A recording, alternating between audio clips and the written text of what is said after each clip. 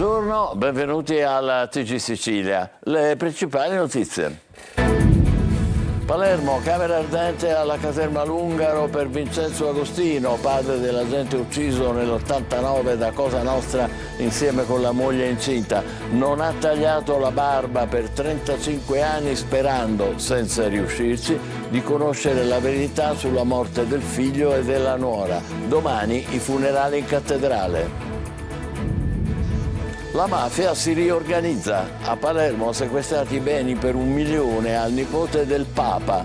Il boss Michele Greco, morto nel 2008, stava ricostituendo la commissione provinciale, la cupola del comando sul territorio di Cosa Nostra. Ad Agrigento un arresto e un indagato negli sviluppi dell'inchiesta catanese sulla corruzione e il voto di scambio politico-mafioso. Il Codacons chiede lo scioglimento del comune. Si fa rovente lo scontro sul ponte tra il sindaco di Messina, perplesso sul cavalcavia, e il centrodestra favorevolissimo. Germanà della Lega attacca, Basile si accoda ai no di Cateno De Luca, il primo cittadino, difendo la città. Catania ha aperto il cantiere per la realizzazione del solarium di Ognina che manca dal 2019. Per l'assessore al mare Guzzardi sarà pronto entro la fine di maggio.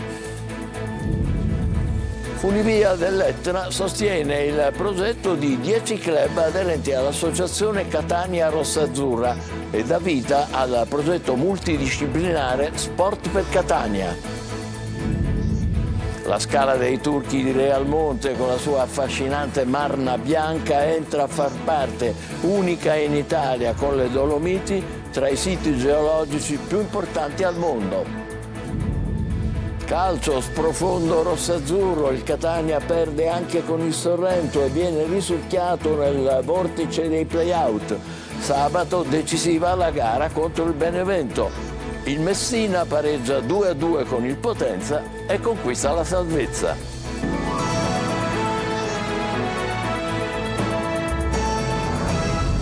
Bentrovati. Palermo, camera ardente alla caserma Lungaro per Vincenzo Agostino, padre dell'agente ucciso nell'89 da Cosa Nostra insieme con la moglie in attesa. Non ha tagliato la barba per 35 anni sperando, senza riuscirci, di conoscere la verità sulla morte del figlio e della nuora. Domani i funerali in cattedrale. Marco Gullà.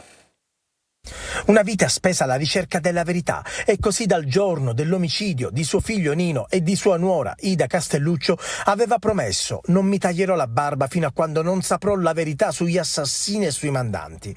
Una verità che non è ancora arrivata del tutto. Vincenzo Agostino, uno dei simboli della lotta a Cosa Nostra, è morto ieri non potendo tagliare la barba perché, anche se vicina, la verità sulla morte di suo figlio non è ancora arrivata. Nel 2021 il Tribunale di Palermo aveva condannato il boss di Re Sultana, Nino Madonia, per il duplice assassinio, ma c'è un procedimento in corso per altri 2 imputati per la morte del figlio e della nuora, l'ex prefetto Antonio D'Aloisio e l'ex poliziotto Giovanni Aiello. Per loro la sentenza dovrebbe arrivare tra maggio e giugno. Oggi la camera ardente alla caserma Lungaro. Il mio ricordo è quello di un nonno guerriero, un nonno che non ha mai smesso di lottare fino alla fine e che ho accompagnato in tutta Italia per questo percorso di verità e giustizia e di lotta. È il minimo che un palermitano poteva fare, ecco. Specialmente chi come me che è vittima di mafia capisce i disagi, capisce la giustizia, capisce la legalità, capisce l'ingiustizia anche di aver subito in questi anni tante cose. Una testimonianza, una denuncia, una presenza che abbiamo tutti conosciuto, che abbiamo tutti frequentato, che abbiamo tutti rispettato per il dolore, ma anche per ciò che ha voluto attraverso la sua presenza, come dicevo un attimo fa, denunciare. Domani mattina i funerali in cattedrale.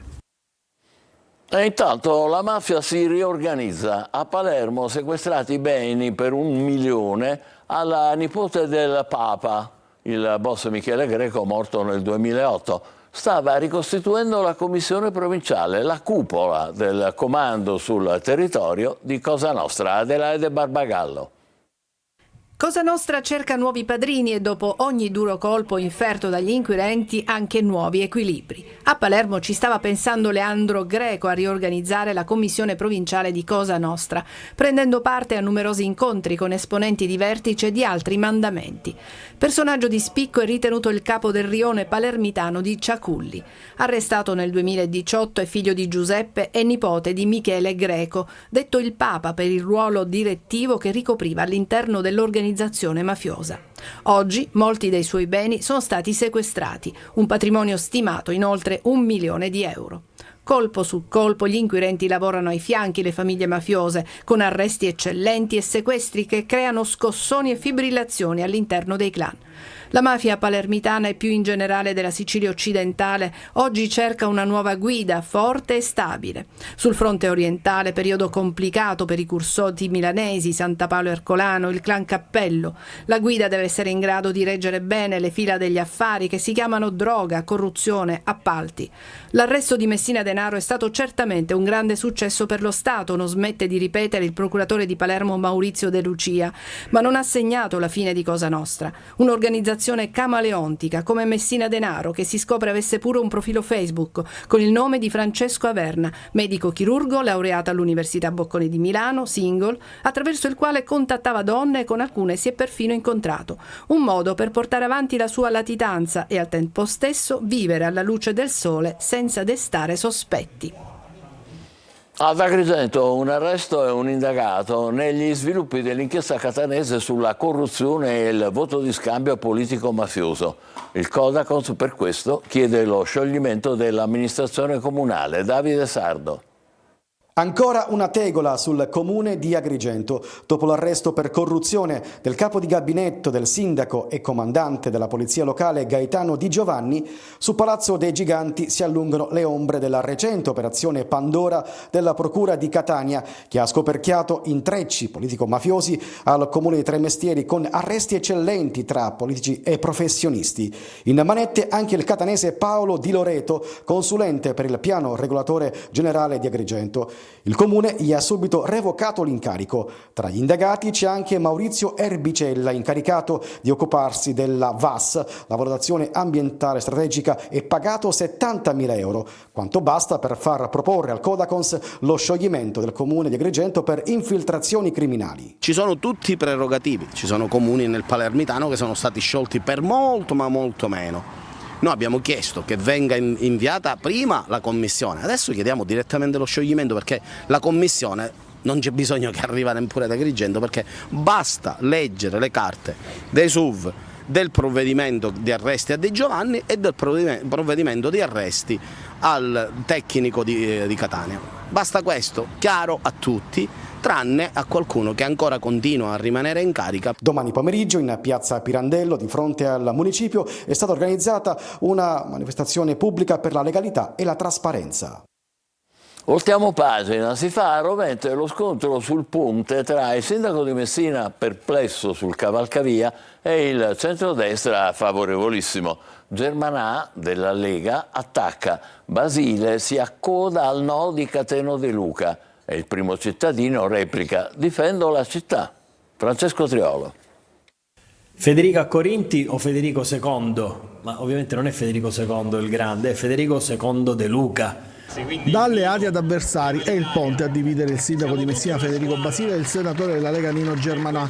Una volta festeggiavano insieme le elezioni di Basile, adesso non se le mandano a dire. Il nodo è la posizione di Basile sul ponte, da quando il sindaco ha detto che guarderà prima al bene della comunità, evidenziando le perplessità sulla costruzione dell'opera. Oggi più che parlare di opere complementari o compensative si deve parlare di opere preventive, perché è impensabile per chi ha visto il progetto immaginare quello che si è immaginato in un tempo così ristretto. La dobbiamo chiamare Federica Corinti? No, mi dovete chiamare Federico Basile, perché sono Federico Basile e, come ho sempre fatto, non per slogan elettorali o politici, è la mia esperienza professionale che lo dice, si leggono le carte, si valutano e si comprende come l'idea del ponte, che è un'idea sicuramente importante per uno sviluppo europeo, italiano, mondiale, non può non passare dalle esigenze di una città che non ha bisogno di slogan elettorali ma di cose concrete. Lo scontro dei deluchiani con la Lega e più in generale con il centrodestra è destinato a farsi sempre più rovente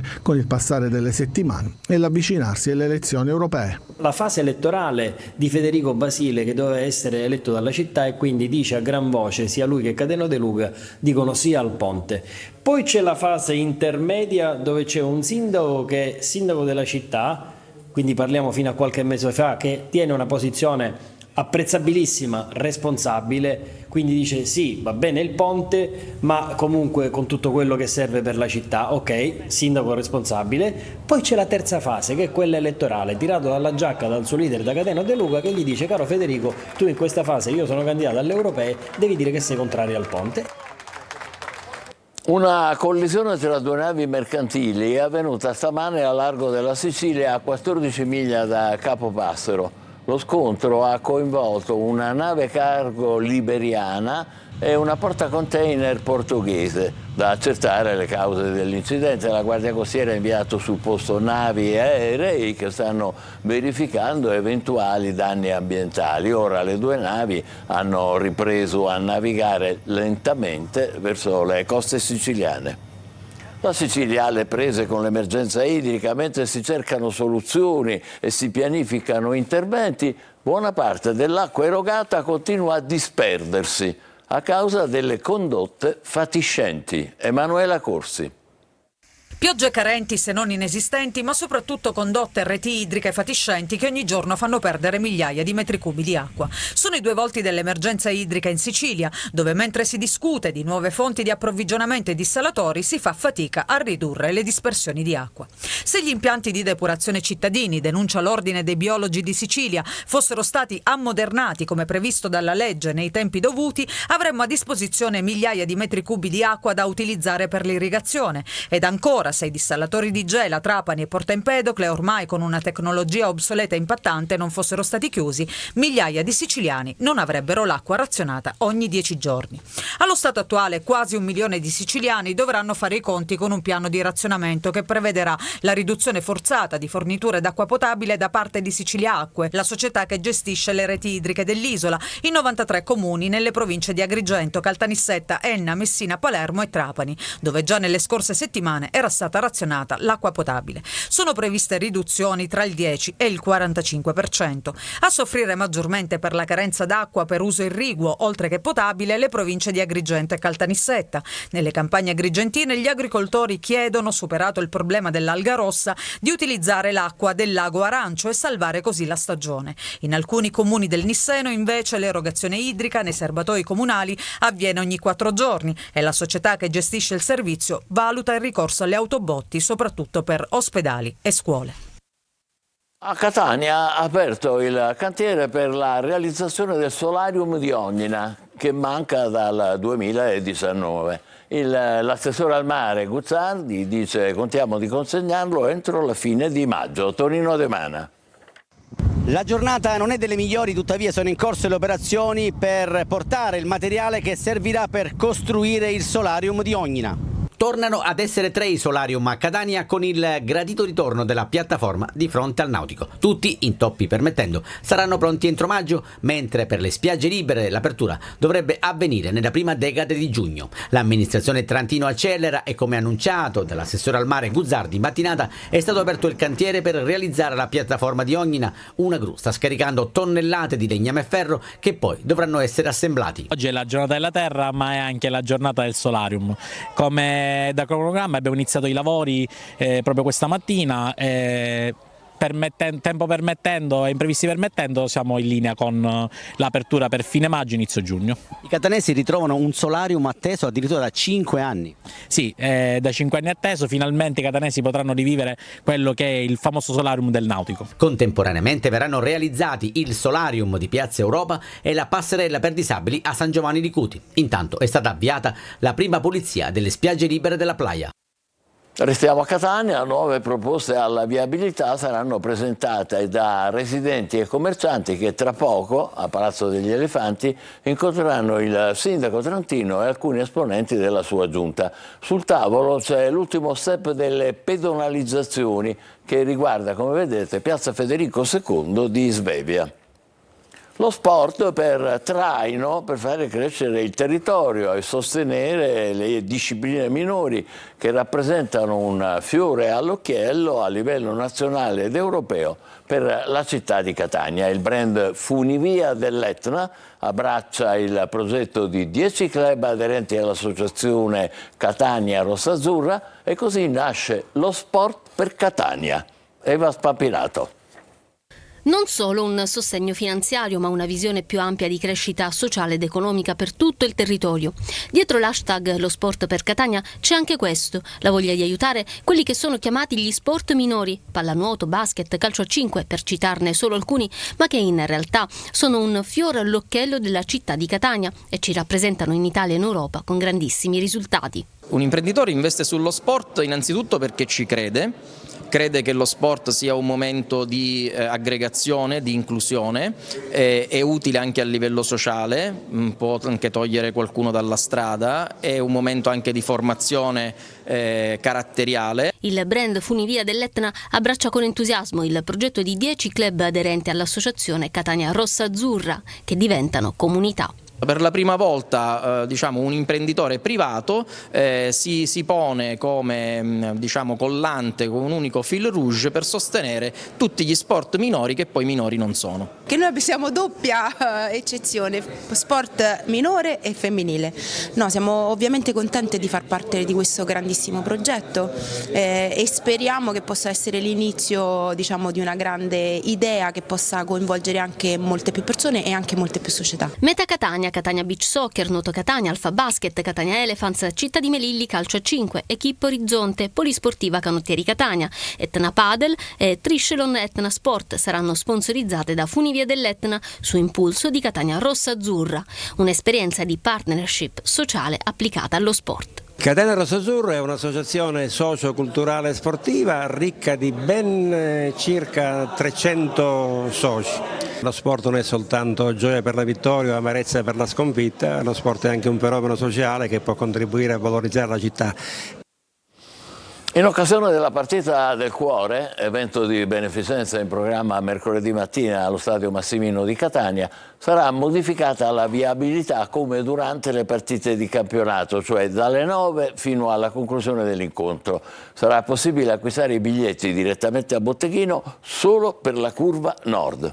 Oggi giornata internazionale della terra, piantati 3 alberi nel Parco Madre Teresa di Calcutta a Catania, coinvolti centinaia di studenti e volontari. Tonino De Mana.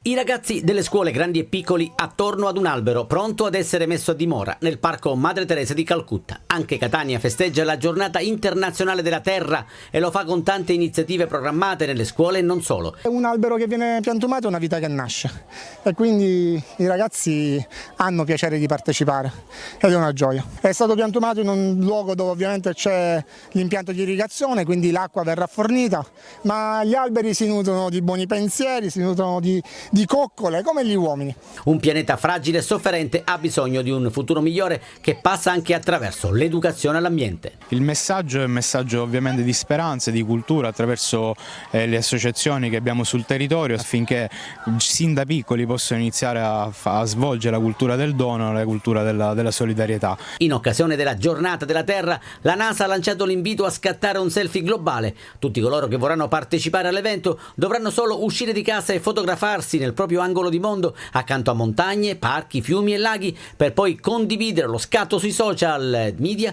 utilizzando l'hashtag Global Selfie. Catania ha accoltellato sotto casa nel quartiere Montepo. L'uomo è in codice rosso, in ospedale, è in coma indotto, ma non è in pericolo di vita. 2 persone sono state fermate, 2 gemelli, eccoli qua, di 35 anni, sono i figli della compagna della vittima. Uno dei 2 si è presentato con ferite d'arma da taglio al pronto soccorso del Policlinico di Catania. La Scala dei Turchi, nell'Agrigentino, è stata inserita tra i 100 siti geologici più importanti al mondo. A rappresentare l'Italia soltanto le Dolomiti e poi la Scala dei Turchi. Davide Sardo. La Scala dei Turchi di Realmonte, un bene paesaggistico dal valore inestimabile, è adesso un geosito internazionale. La celebre e rinomata scogliera di Marna Bianca è stata inserita tra i 100 geositi più importanti al mondo. L'Italia ha presentato varie candidature e ne sono state scelte solo 2, una delle Dolomiti e l'altra della Scala dei Turchi. Per l'occasione sono stati collocati 2 pannelli esplicativi che descrivono i processi geologici della falesia nell'area dei Belvedere, Scala dei Turchi e Monte Rossello, lungo la strada provinciale 68. Presenti all'inaugurazione delle tavole descrittive e corredate da illustrazioni e note informative, oltre al sindaco Sabrina Lattuca, il ricercatore scientifico Antonio Caruso. La particolarità di questa successione, che ho studiato per oltre 30 anni, alla fine avrà un riscontro anche potenzialmente turistico per i turisti che arrivano e vogliono anche vedere i panorami geologici, a capire cosa significa quell'affioramento. Noi immaginiamo a dei campus universitari, a dei protocolli con le università, insomma noi immaginiamo per la Scala dei Turchi un futuro dove insieme alla tutela ci sia uno studio e ci sia un vivaio di ragazzi. Adesso il prossimo traguardo sarà comprendere la Scala dei Turchi tra i patrimoni dell'UNESCO ed è già candidata. Adesso la nostra solita breve pausa, tra poco per il calcio, lo sconforto rosso-azzurro e la salvezza del Messina. State con noi.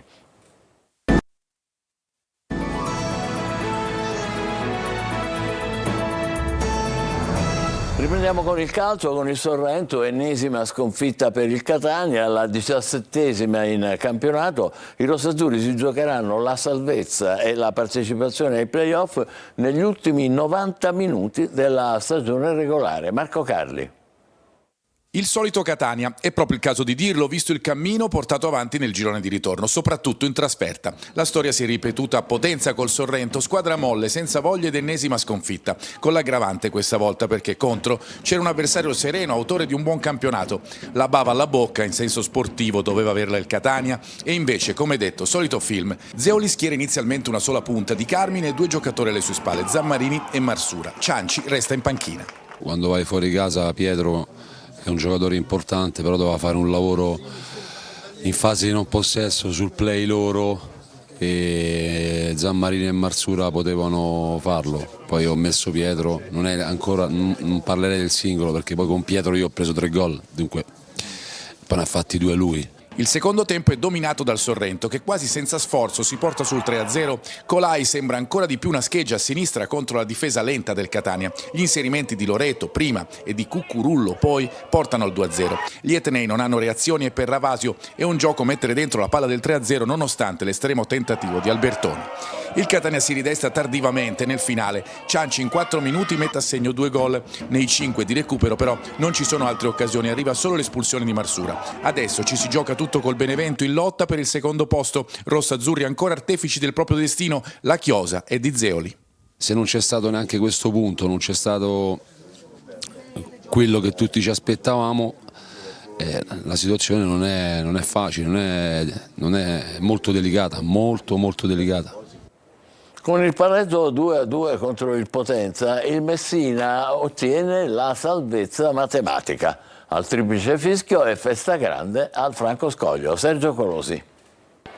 Ancora un messinese a segno nella partita decisiva. 2 anni fa Peppe Rizzo contro il Taranto, la scorsa stagione nei play-out con la Gelbison Nino Ragusa e ieri sera contro il Potenza il giovane Giuseppe Salvo. Il Messina festeggia davanti ai suoi tifosi la terza salvezza consecutiva, mentre i lucani all'ultima giornata contro la Virtus Francavilla saranno padroni del proprio destino. Primo tempo da incubo per i giallorossi. Ragusa e Plescia non ripagano la fiducia di Modica che sbaglia formazione. Potenza in vantaggio con Maddaloni che sfiora anche il raddoppio, lo segue a ruota Caturano. Padroni di casa non pervenuti nella metà campo avversaria. Nella ripresa entrano Rosafio e Giunta, benefici immediati perché l'esterno di proprietà della SPAL confeziona il 10° centro stagionale dell'ex rossoblu e Mausso. Il gol della tranquillità, anche il primo da professionista, è di Salvo, messinese di Villafranca Tirrena, servito da Giunta. Nel finale cambi decisivi anche nel Potenza. Entra Steffè che segna il definitivo 2-2. Prima della festa i tifosi della Curva Sud contestano Sciotto e la sua ennesima gestione societaria approssimativa, mascherata dall'obiettivo conquistato sul campo. Nel recupero spazio per Jacopo Fumagalli, che gioca un minuto con papà Ermanno ed entra nella storia del club. E noi ci fermiamo qui, l'appuntamento come al solito alle 20, grazie per essere stati con noi, buon pomeriggio.